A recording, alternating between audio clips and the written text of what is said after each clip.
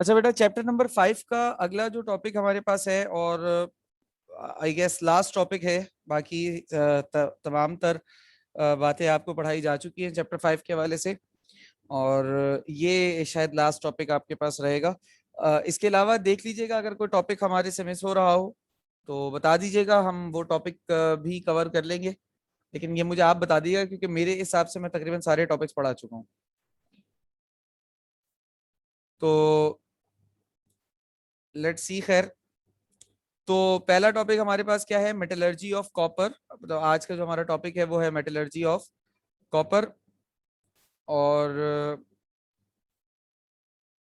Metallurgy of copper में basically हमने क्या देखना है या क्या पढ़ना है, इस चीज को हम जरा समझ लेते हैं। मेटलर्जी ऑफ कॉपर में हम एक्सट्रैक्शन ऑफ कॉपर को पढ़ने वाले हैं। इसमें हम पढ़ेंगे एक्सट्रैक्शन ऑफ कॉपर। ठीक है, कॉपर की एक्सट्रैक्शन कहाँ से? इसकी ओर्स में से, ग्राउंड ओर्स में से, इसकी ग्राउंड ओर्स से। ठीक है ना, ग्राउंड ओर्स से इसकी एक्सट्रैक्शन को पढ़ेंगे। असल में बेटा, मेटल अल्लाह ताला ने दुनिया में कुदरती तौर पर रखा तो है हमारे इस्तेमाल के लिए, लेकिन मेटल का एक प्रॉब्लम है, और प्रॉब्लम ये है कि मेटल अमूमी तौर पर जमीन में जब रखा है ना, तो जमीन में जैसे मिसाल के तौर पे ये एक बड़ा सा मेटल का एक लंपी सा पीस है जिसमें अल्लाह ने मेटल को रखा है। अब ये मैंने एक बड़ा सा पीस निकाला, लंपी सा। अब इसमें मुझे निकालना है कॉपर्स। ठीक है, तो CuFeS2 नाम का एक कंपाउंड है, कॉपर पायराइड, जिसमें कॉपर मौजूद है। यानी इतने बड़े पीस में इतना सा कॉपर है मेरे पास। ठीक है, वो भी सिर्फ कॉपर नहीं है, उसके साथ और इंप्योरिटीज भी हैं। अब इसके अलावा बाकी और चीजें क्या हैं? बाकी सिलिका, मट्टी, कैल्शियम कार्बोनेट हिस्सा है ये, मतलब ये सारी चीजें ना, कैल्शियम कार्बोनेट हो गया, Al2O3, मतलब और भी बहुत तरह तरह की इंप्योरिटीज इसके अंदर होती हैं। अब हमारे पास दो चीजें होती हैं, एक होता है मिनरल और एक होता है गैंग। जैसे मिसाल के तौर पर अभी मैं, मेरी नियत है, मेरी ख्वाहिश है, मैं क्या हासिल करना चाह रहा हूं? मैं अभी हासिल करना चाह रहा हूं यार कॉपर। तो जो जिस कंपाउंड में कॉपर है वो कंपाउंड मेरे लिए मिनरल है। यानी कि CuFeS2 is mineral for me. अभी मेरे लिए क्या है? ये मिनरल है। इस CuFeS2 के अलावा ये जो बाकी चीजें हैं, ये क्या है मेरे लिए? तो जवाब होगा, ये मेरे लिए वेस्टेज है। ठीक है, ये क्या है मेरे लिए? ये मेरे लिए वेस्टेज है। बेटा, मेरी आवाज आप लोगों को सही आ रही है क्या?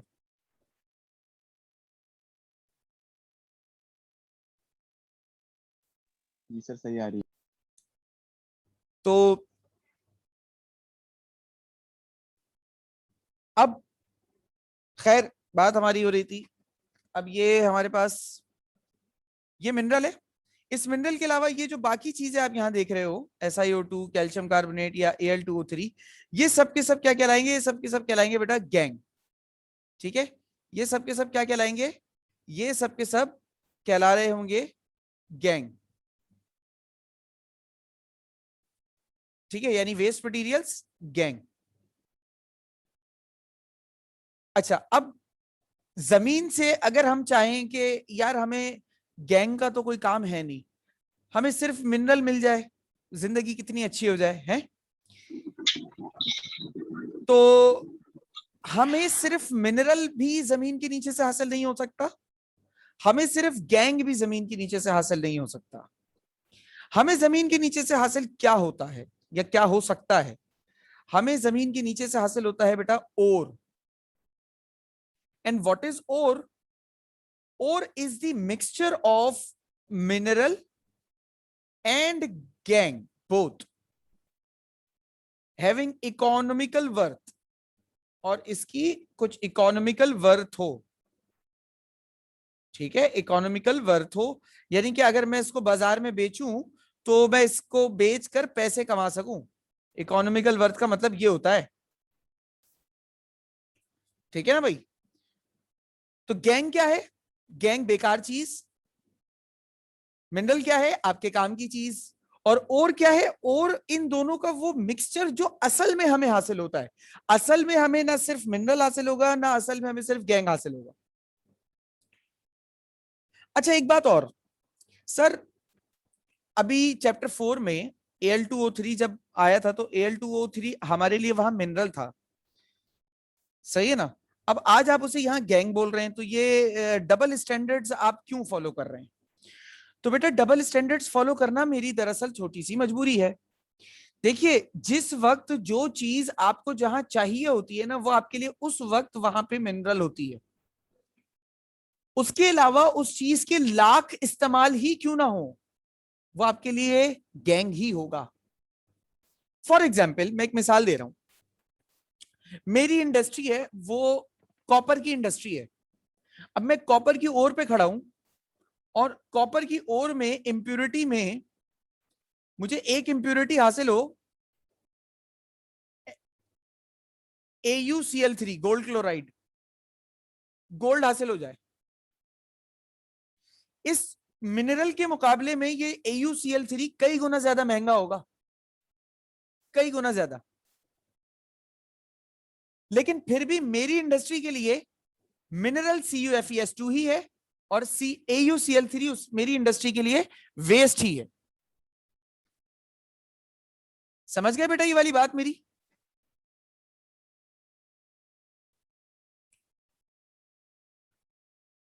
बेटा बात समझ में आई? जी सर। जी अच्छा, सर। गुड। अच्छा अब देखो हमारे पास कुछ ओर्स हैं कॉपर की, जिससे हम दुनिया भर में कॉपर को हासिल करते हैं। ओर के नाम और उनके फॉर्मूलाज लिखे हुए हैं। सबसे सरीफेरस कॉपर पायराइट, या इसे हम चाल्को पायराइट भी कहते हैं, CuFeS2 फॉर्मूला है। और पूरे दुनिया में सबसे ज्यादा कॉपर की एक्सट्रैक्शन इसी ओर से होती है, CuFeS2 से, ठीक है। उसके बाद आ जाइए, चाल्कोसाइट होता है या कॉपर ग्लांस जिसे हम कहते हैं, गेलिना भी इसको कहते हैं, Cu2S। फिर है मेलाकाइट, ग्रीन कलर का होता है ये, और ये मेलाकाइट का शक्ल देख सकते हो किस तरीके की है। Cu फॉर्मूला इसका लिखा हुआ है, कॉपर कार्बोनेट और कॉपर हाइड्रोक्साइड का मिक्सचर होता है ये। इसके अलावा एजुराइट होता है। एजुराइट आपके पास ब्लूइश कलर का होता है, ये है एजुराइट बेटा।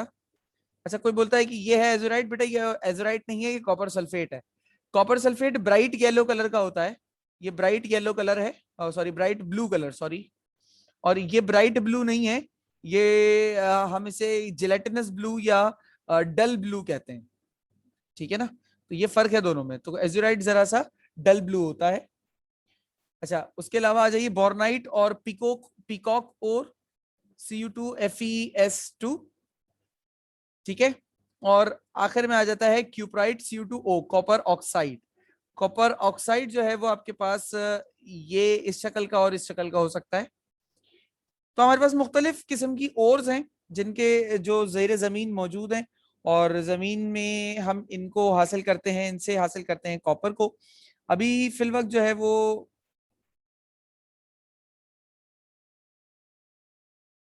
अभी फिल वक्त जो है हमारे पास ये बेसिक सी इंफॉर्मेशन और बातें थी। अगर इसमें मजीद किसी को कोई सवाल है तो वो पूछ सकता है।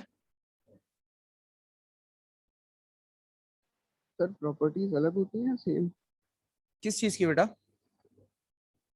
ये जो पांचों टाइप है, छह। देखो बेटा कंपाउंड अलग अलग है तो ऑब्वियसली इनकी प्रॉपर्टीज भी अलग अलग ही होनी चाहिए, ठीक है। कंपाउंड अलग है तो प्रॉपर्टी अलग ही होगी डेफिनेटली। और कोई सवाल?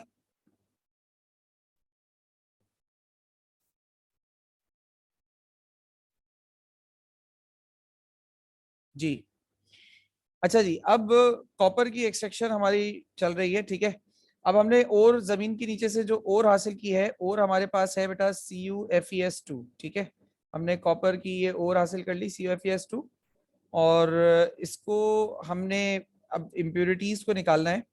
तो हमारे पास इम्प्योरिटीज के साथ जो है ना वो दो तरह से एसोसिएटेड हैं। अगर हम फिर से एक मरतबा ड्रॉ कर लें और को, जैसे ये हमारा मिनरल है CuFeS2, और ये आ गया SiO2, ये आ गया आपके पास Al2O3, ये कैल्शियम कार्बोनेट और बहुत सारी चीजें। देखिए हमारे पास सबसे पहले तो ये गैंग मटेरियल है जिसको हमें अलग करना है, ठीक है, ये गैंग है। और इस गैंग के अलावा CuFeS2 में से भी मुझे Cu को अलग करना है और FeS2 को अलग करना है, समझ गए?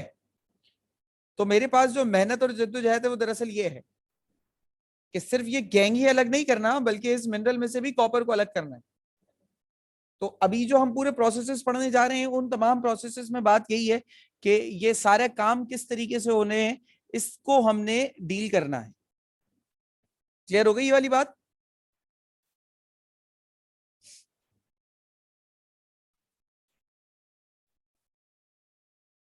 क्लियर है बेटा? Yes sir. अच्छा जी, अब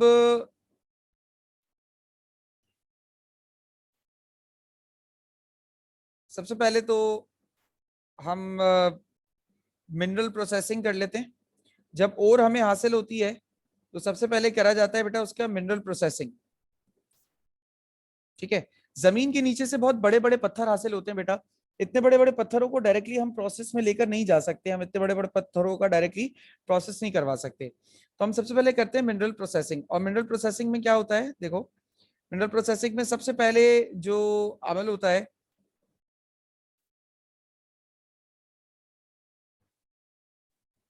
कटिंग, सॉरी कटिंग मैंने लिख दिया, इसको कटिंग की जगह हम लिख लेते हैं क्रशिंग। सबसे पहला काम क्या होता है, क्रशिंग, क्रशर। क्रशर क्या होता है, क्रशर का काम होता है बेटा, जैसे देखो जो जमीन के नीचे से हमें जेर जमीन ये ओर हासिल होती है ना, जो पत्थर होता है, इस पत्थर का साइज बेटा तकरीबन तकरीबन हमारे जैसे कि हमारे घरों का जो कमरा है ना, इन कमरों के बराबर इसका साइज होता है। पूरे पूरे घर जितने बड़ा इन पत्थरों का साइज होता है जो जमीन के नीचे से हमें हासिल होता है ओर का। हम डायरेक्टली उसको किसी प्रोसेस में यूज नहीं कर सकते। सबसे पहले हम क्या करते हैं, उसके अंदर डायनामाइट्स वगैरह लगाकर उसको बाहर ही किसी प्रोसेस में ले जाने से पहले बाहर ही धमाके कर करके उसको छोटे टुकड़ों में कन्वर्ट करते हैं। अच्छा, धमाके करने के बाद भी वो छोटे टुकड़े कितने बड़े होते हैं, वो छोटे टुकड़े इतने बड़े होते हैं कि वो आपके और मेरे पूरे पूरे जो हमारे साइज है ना, इतने बड़े बड़े साइज के वो टुकड़े होते हैं।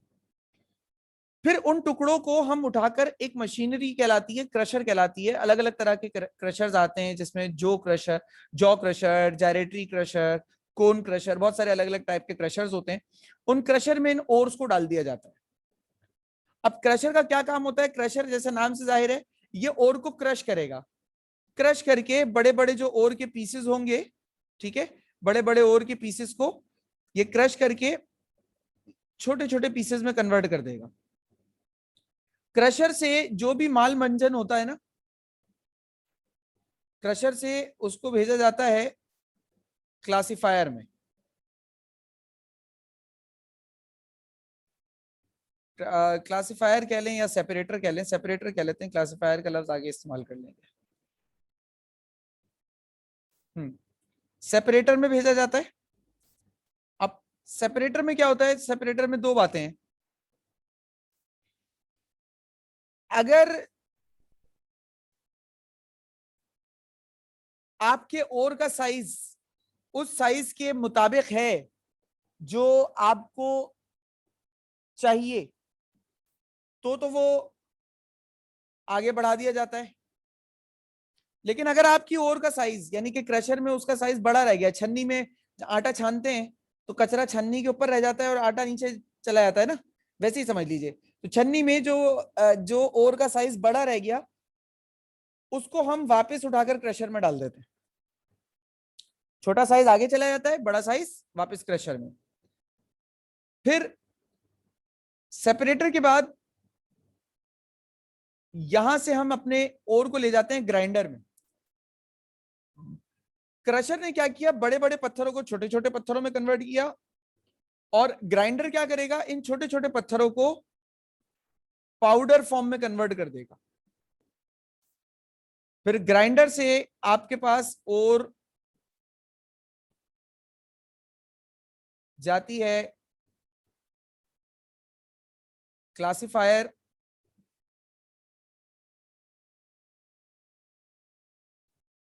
और क्लासिफायर में भी वही पॉजिटिव और नेगेटिव। जो पाउडर छन्नी के ऊपर रह गया समझ लें, वो वापस ग्राइंडर में डाल देते हैं दोबारा ग्राइंड होने के लिए। जो नीचे आ गया वो आपके पास फर्दर प्रोसेसिंग के लिए ले जाया जाता है। उसके ऊपर आप मजीद प्रोसेसिंग अप्लाई कर देते हैं, मजीद प्रोसेस उसके ऊपर करते हैं। ठीक है, उस पर आप और मजीद अभी अच्छा, अब इस सब से फायदा क्या हुआ सर? सवाल ये है कि सर इस सब से फायदा क्या हुआ? फायदा इस सब से ये हुआ बेटा कि देखो, जो हम ये ओर को तोड़ते हैं ना, मिसाल के तौर पर जब जमीन में से हमने ओर हासिल की CuFeS2, तो इसके अंदर मिसाल के तौर पर 100 ग्राम की ओर में हमारा रिक्वायर जो मिनरल है यानी CuFeS2 वो है 50 ग्राम, और ये जो गैंग है ये है 50 ग्राम। जब हम इस पे मिनरल प्रोसेसिंग अप्लाई करते हैं तो मिनरल प्रोसेसिंग के नतीजे में कुछ कुछ ये जो इम्प्यूरिटीज होती है ना, यानी गैंग होता है, ये कम हो जाता है। यानी कि ये गैंग फॉर एग्जांपल 50 से गैंग जो है वो यहां पे मैं लिख देता हूं गैंग,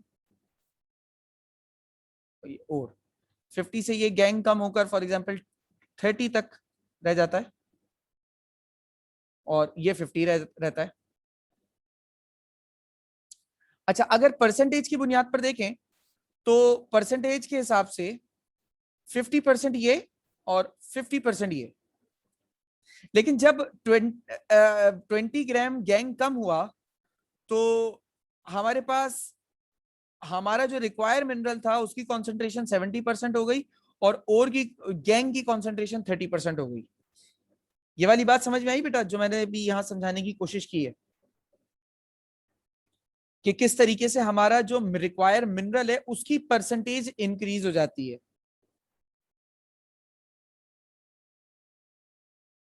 क्लियर हो रहा है बेटा ये?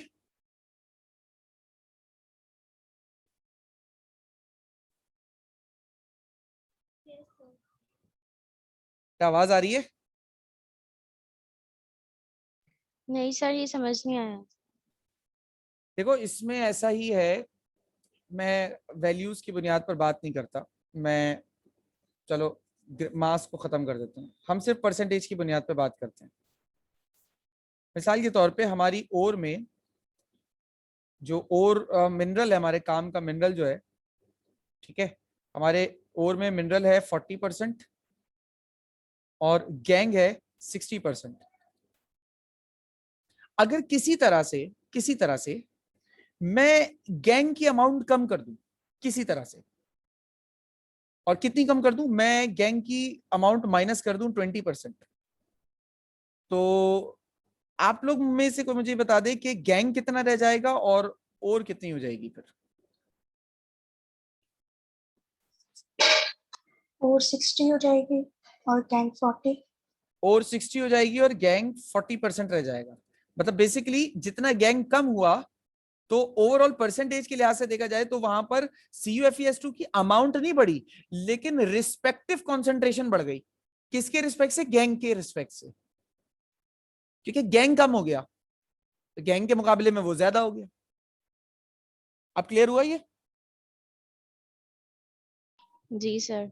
तो ये जो मिनरल प्रोसेसिंग का अमल होता है, ये मिनरल प्रोसेसिंग का अमल बेसिकली गैंग की मिकदार को थोड़ा कम कर देता है, बिल्कुल खत्म नहीं करता, लेकिन थोड़ा कम कर देता है।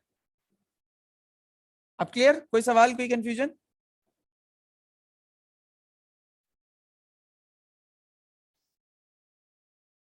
बेटा कोई सवाल, कोई confusion? Sir no no sir. Sir. चलें ठीक है, तो आज बात यहीं तक रखेंगे, और कल जो है इंशाल्लाह हम अपने केमिकल प्रोसेसेस की तरफ चलेंगे, जो यहाँ पर आप देख सकते हो। ये केमिकल प्रोसेसेस हैं जो इस जेन्युइनली कॉपर की एक्सट्रैक्शन में यूज होते हैं। आज ज़्यादातर बात नॉलेज बेस्ड थी, ये इंशाल्लाह हम कल डिस्कस करेंगे। तब तक के लिए अल्लाह हाफिज़।